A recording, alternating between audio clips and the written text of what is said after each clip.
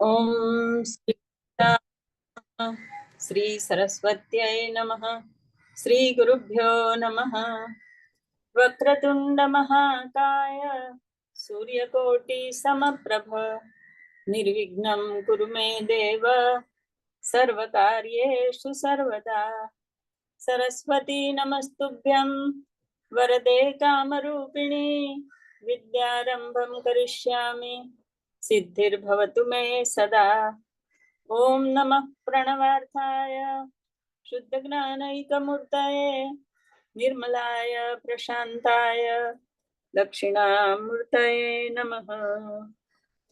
सिन्दूरारुणविग्रहां त्रिनयनां माणिक्यमौलिस्फुरत् तारानायकशेखरां स्मितमुखीमापि नवक्षोरुहाम् पाणिभ्यामलिपूर्णरत्नचषकं रक्तोत्पलं बिभ्रतीं सौम्यां रत्नघटस्थरक्तचरणां ध्यायेत् परामम्बिकाम् ध्यायेत् परामम्बिकाम्।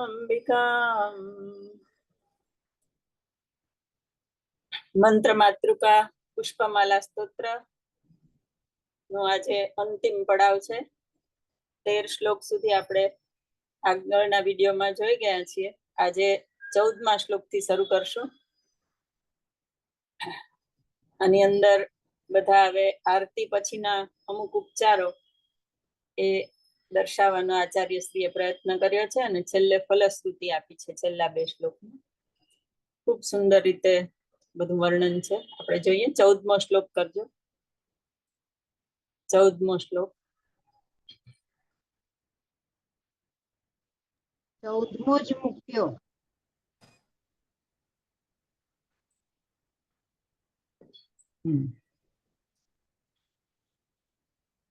લક્ષ્મી મૌક્તિક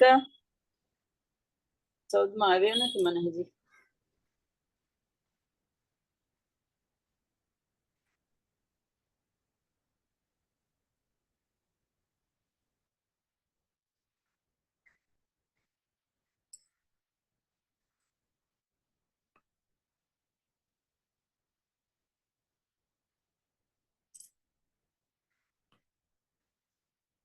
હજી 12 પર છે, 14 નથી આવ્યો। કદાચ મારું નેટ સ્લો ચાલતું હશે એટલે સ્ક્રોલ થતા વાર લાગતી લાગે છે। 14મો જ મૂક્યો છે।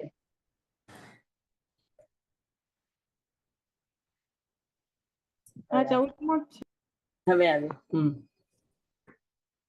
લક્ષ્મી મૌક્તિક લક્ષ કલ્પિત સિત છત્રમ તુ ધત્તે રસાદ ઇન્દ્રાણી ચરતિશ્ચ ચામરવરે ધત્તે સ્વયં ભારતી વીણામેણ વિલોચનઃ સુમનસાં નૃત્યન્તિ તદ્રાગવત ભાવૈરાંગિક સાત્વિકૈ સ્ફુટરસં માતસ્તદા કર્ણ્યતામ। આ શ્લોકની અંદર દેવી ભગવતીના સન્માનમાં છત્ર અને ચામર અર્પણ કરવાનો ભાવ દર્શાવ્યો છે। અહીં ફરીથી શંકરાચાર્ય ભગવાને માતાનું સંબોધન કર્યું છે। સૌથી પહેલા શ્લોકમાં માતાનું સંબોધન હતું। આ શ્લોકમાં ફરીથી માતસ્તદા કર્ણ્યતામ, હે માતા અને તમે સાંભળો। તો લક્ષ્મી મૌક્તિક લક્ષ કલ્પિત સિત છત્રમ તુ ધત્તે રસાદ, કે હે માતા લક્ષ્મી, દેવી લક્ષ્મી પ્રેમપૂર્વક આપને સન્માન આપવા માટે લાખો મોતીઓથી જડેલું, લક્ષ મૌક્તિક લક્ષ કલ્પિત, લાખો મોતીઓથી જડેલું એવું છત્ર ધારણ કરીને ઊભા છે। પછી ઇન્દ્રાણી ચ રતિશ્ચ ચામરવરે ધત્તે સ્વયં, ઇન્દ્રાણી એટલે ઇન્દ્રની પત્ની, દેવરાજ ઇન્દ્રની પત્ની ઇન્દ્રાણી અને રતિ એ પણ આપને ચામર ઢોળી રહ્યા છે। આ છત્ર અને ચામર એ બધા રાજા ઓની પણ સન્માન આપવા માટે એનો ઉપયોગ થાય, અને મોટા મોટા જે મહાનુભાવો હોય એને પણ છત્ર ચામર થી ગુરુને પછી બધા મહાન બધા જે મોટા મોટા લોકો હોય બધાને છત્ર અને ચામર ધરવામાં આવતા હોય છે. અને દેવદેવીઓને તો ખાસ દેવદેવીઓને તો ચામર અને છત્ર એ ધરાવતા હોય છે. તો એ અહીંયા ઉપચાર દર્શાવવાનો શંકરાચાર્ય ભગવાને પ્રયત્ન કર્યો છે. અને એ પણ કોણ, તો લક્ષ્મી, ઇન્દ્રાણી અને રતિ એવી બધી દેવીઓ એ દેવીની સેવામાં છત્ર અને ચામર સાથે ઉપસ્થિત છે. ત્યાર પછી કે છે કે ભારતી વીણા મેણ વિલોચના. ભારતી એટલે સરસ્વતી માતા, એ સ્વયં ભાવપૂર્વક વીણા વાદન કરી રહ્યા છે. અને સુમનસામ નૃત્યંતી તદ્રાગવદ ભાવૈરાંગિક સાત્વિકૈહી, એટલે એની સખીઓ બધી, સુમનસામ એની સખીઓ બધી એ સરસ્વતી માતાની વીણાના રાગ પર ભાવપૂર્વક ભાવભંગીઓથી સાત્વિક એવું નૃત્ય કરી રહી છે. તો હે માતે એ બધું તમે સાંભળો અને આનંદ પામો. તો આ શ્લોકમાં આચાર્ય ભગવાને દેવી લલિતા કે દેવી પાર્વતીનું સર્વોપરી સ્થાન દર્શાવ્યું છે. અને લલિતા સહસ્ત્ર નામમાં પણ બધા નામ આવે છે કે સચામર રમા વાણી, સવ્ય દક્ષિણ સેવિતા. એની અંદર પણ એમ કે છે કે જમણી અને ડાબી બાજુ રમા અને વાણી એટલે લક્ષ્મી અને સરસ્વતી તમને ચામર ઢોળી રહ્યા છે. અને ઇન્દ્રાણી અને રતિ એ બધા સેવામાં તત્પર છે એમ બતાવ્યું છે. એટલે ઇન્દ્રાણી એટલે દેવોનું આધિપત્ય કરે છે, દેવરાજની પત્ની એટલે. અને રતિ છે એ કામદેવ, રતિ છે કામદેવના પત્ની છે. તો કામ પૂજિતા, કામ સેવિતા, કામ કેલી તરંગિતા, કામ સંજીવન ઔષધિ, એવા બધા લલિતા માતાના નામ આપેલા છે. મારો અવાજ સંભળાય છે ને બરાબર? હા, સંભળાય સંભળાય. આ સંભળાય છે. હા. તો એવી રીતે અહીંયા શંકરાચાર્ય ભગવાને બધી વાત કરી છે કે શા માટે આ લોકો એને પૂજા કરે છે અને એને માન આપે છે. તો સરસ્વતી છે એના ભક્તોને જ્ઞાન પ્રદાન કરે છે, એટલા માટે સરસ્વતી છે એ પણ શ્રી વિદ્યાનું જ્ઞાન લેવામાં ભક્તોને મદદરૂપ થાય છે. હવે આ બધા શ્લોક જે છે એના માટે, અને સરસ્વતીનું એટલા માટે કે એના માટે એને વાગ્ભવ કૂટ કયો છે. સૌથી પહેલા જે પંચદશી ના મંત્રો છે એના પહેલા અક્ષરોને વાગ્ભવ કૂટ કીધો છે. તો અહીંયા બધા મંત્રો ના જે અક્ષર છે એ પૂરા થયા. 1 થી 5 શ્લોકમાં વાગ્ભવ કૂટ આવ્યો, 6 થી 11 માં કામકૂટ, કામરાજકૂટ, અને 12 થી 15 એ શ્લોકમાં શક્તિકૂટ. એ બધા અક્ષર એક એક લઈ અને આચાર્યશ્રીએ બધા શ્લોક બનાવ્યા અને આપણે એનું પઠન કર્યું. એટલે શ્લોકના પઠન સાથે મંત્રના અક્ષરોનું પણ પઠન થયું. આપણે 15મો શ્લોક જોઈએ.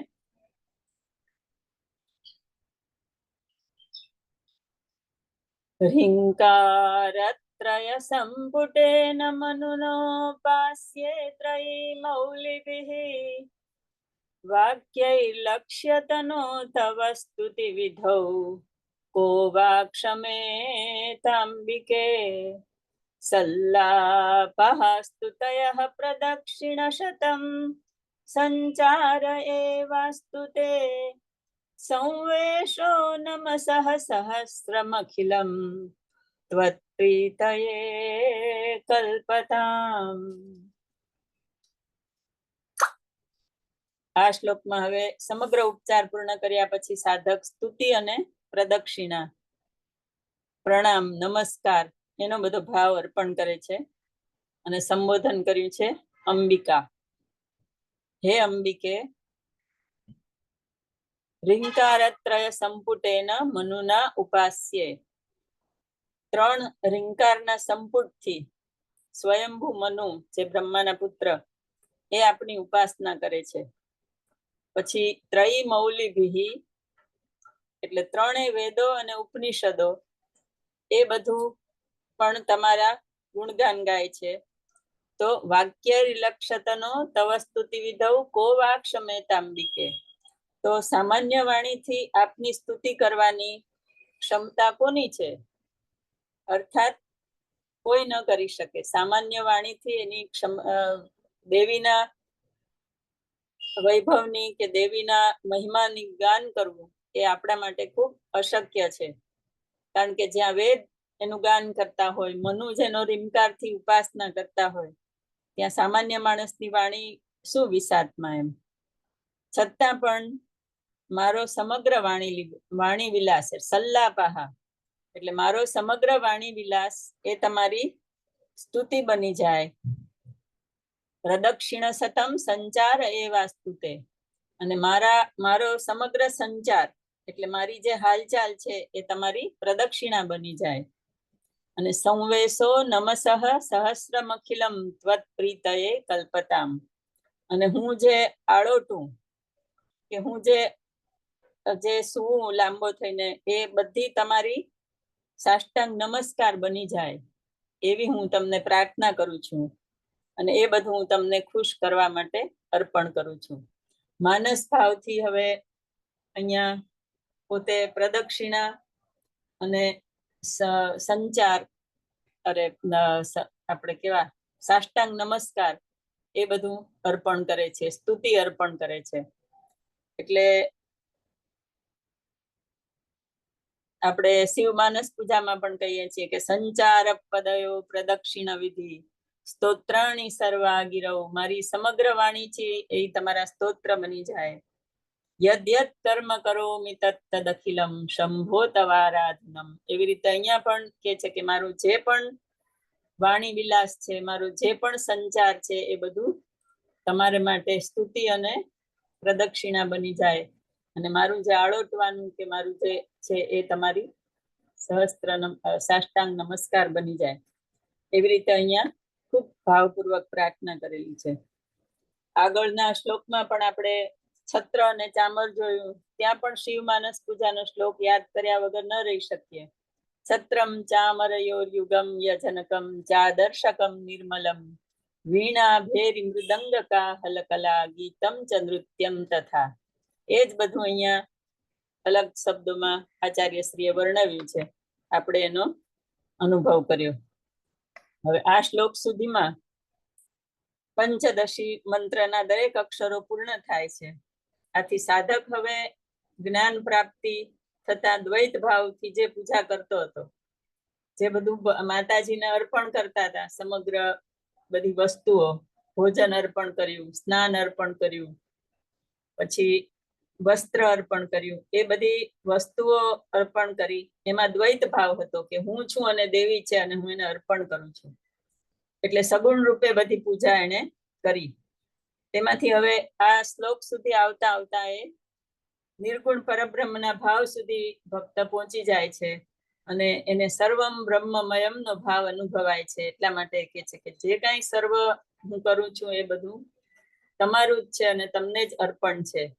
એટલા માટે અહીંયા સુધી આવતા આવતા અર્થાત પંચદશીના બધા મંત્રોનું આવાહન કરતા કરતા, પંચદશીના મંત્રો ને સાર્થક મનમાં ઉતારતા ભક્ત જે છે નિર્ગુણ પરબ્રહ્મની પ્રાપ્તિ સુધી પહોંચી જતો હોય છે. 16મો શ્લોક જોઈએ.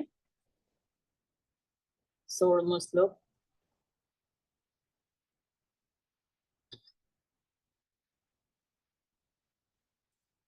શ્રીમંત્રાક્ષરમાલયા ગિરિસુતામ યહ પૂજયેચ્ચેતસા સંધ્યાસુ પ્રતિવાસરમ સુનિયતસ્તસ્યામલમ સ્યાન્મનઃ ચિત્તાભોરુહ મંડપે ગિરિસુતા નૃત્તમ વિધત્તે રસા.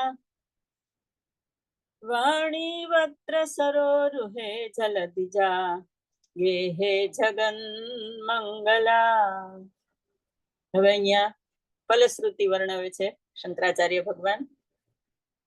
આ શ્લોક જે છે શ્રી શબ્દથી શરૂ થયો છે અને શ્રી શબ્દ છે એ પંચદશાક્ષરી મંત્રોને આગળ શ્રી લગાડવામાં આવે તો ષોડશાક્ષરી મહામંત્ર બની જાય છે. આમ આચાર્ય શ્રી પાઠકને પૂર્ણપણે લાભાન્વિત કરવા માટે છેલ્લો શ્લોક શ્રી થી શરૂ કર્યો છે. તો એ ષોડશાક્ષરી મહામંત્ર નો પ્રયોગ કર્યો કહેવાય. તો કે છે કે શ્રી મંત્રાક્ષર માલયા ગિરિસુતામ યહ પૂજયે ચેતસા, કે જે આ મંત્રોના અક્ષર રૂપી પુષ્પમાળાથી ગિરિસુતામ પર્વતરાજ પુત્રી પાર્વતીની જે પ્રતિવાસરમ દરરોજ સંધ્યાસુ એટલે ત્રિકાળ સંધ્યા 3 વખત, સંધ્યા એટલે એક જ સંધ્યા નહીં જે સાંજની સંધ્યા હોય નહીં, પણ સંધ્યાસુ એટલે ત્રિકાળ સંધ્યાની અહીંયા વાત કરી છે કે 3 વખત સવાર બપોર ને સાંજ ચેતસા એટલે મનપૂર્વક પાઠ કરશે. સુનિયતસ તસ્યામલમ સ્યાન મનઃ, જે મનપૂર્વક પાઠ કરશે તેનું ચિત્ત શુદ્ધ અને નિર્મળ થશે. અમલમ સ્યાન મનઃ, તેનું મન શુદ્ધ અને નિર્મળ થશે. ત્યાર પછી કે છે કે ચિત્તાંભોરુહ મંડપે, ચિત્ત રૂપી કમળમાં દેવી પાર્વતી ગિરિસુતામ નૃત્તમ વિધત્તે રસા, ચિત્તરૂપી એના કમળમાં દેવી પાર્વતી નૃત્ય કરશે. વિધત્તે રસાત, અને વાણી વક્ત્ર સરોરુહે, વાણી એટલે સરસ્વતી છે એ એના મુખ કમળમાં વિરાજમાન થશે. અને જલધિજા એટલે લક્ષ્મી, સાગરના પુત્રી છે એટલે એનું નામ જલધિજા લક્ષ્મી ગેહે જગન મંગલા, એના ઘરમાં રિદ્ધિ સિદ્ધિ અને વૈભવને પ્રાપ્ત કરાવશે. તો આમ કરીને એને આચાર્ય શ્રીએ ફલશ્રુતિ આપી છે કે જો આનો મનપૂર્વક પાઠ કરવામાં આવે તો લક્ષ્મી સરસ્વતી અને માતા પાર્વતી પોતે એ ભક્તના હૃદયમાં, ઘરમાં અને મુખ કમળમાં બિરાજે છે. એટલે કહેવાનો ભાવાર્થ એવો છે કે દેવી પાર્વતી જે છે એ ચિત્ત શુદ્ધિ કરે અને મોક્ષનો અધિકારી બનાવે, એટલે આધ્યાત્મિક ઉન્નતિ થાય. પછી સરસ્વતી માતા છે એ જ્ઞાનની પ્રાપ્તિ કરાવે, મુખ કમળમાં વિરાજમાન થશે એટલે એનો અર્થ શું કે એને જ્ઞાન પ્રાપ્તિ કરાવે. અને બીજું કે તેજસ્વી બનાવે. આધ્યાત્મિક પ્રગતિ કરેલા જે લોકો હોય એના મુખ પર એક અલગ પ્રકારનું તમને તેજ જોવા મળે, એનો ઓરા એકદમ ઉજ્જવળ હોય.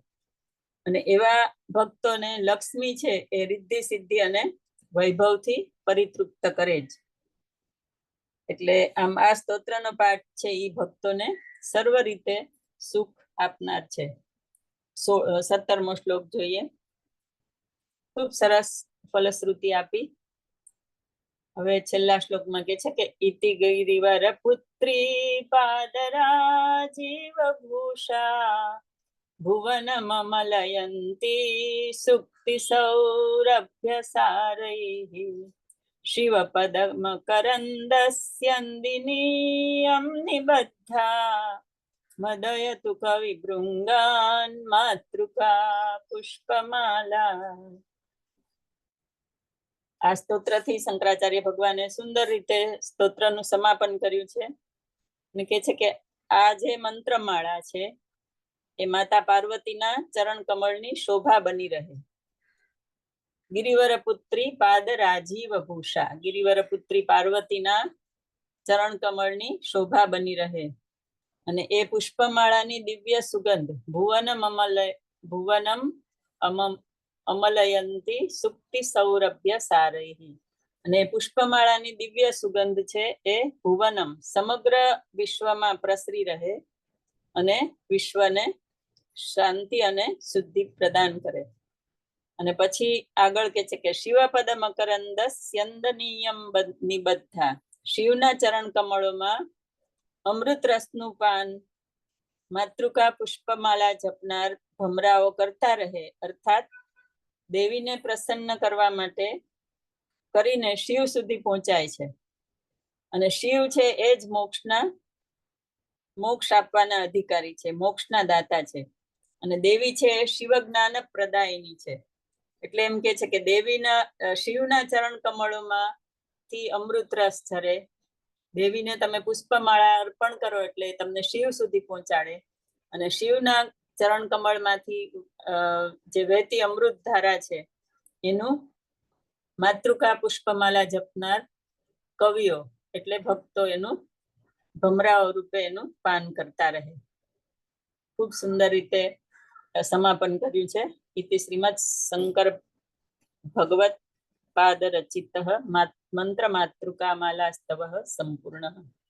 આ રીતે અહીંયા મંત્ર માતૃકા પુષ્પમાળાનો રસાસ્વાદ આપણે અહીં પૂર્ણ કર્યો.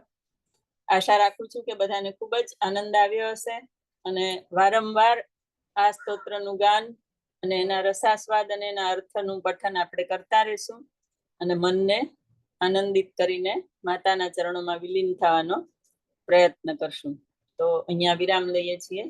જય અંબા, જય મા લલિતા, જય હાટકેશ. જય હાટકેશ. જય હાટકેશ.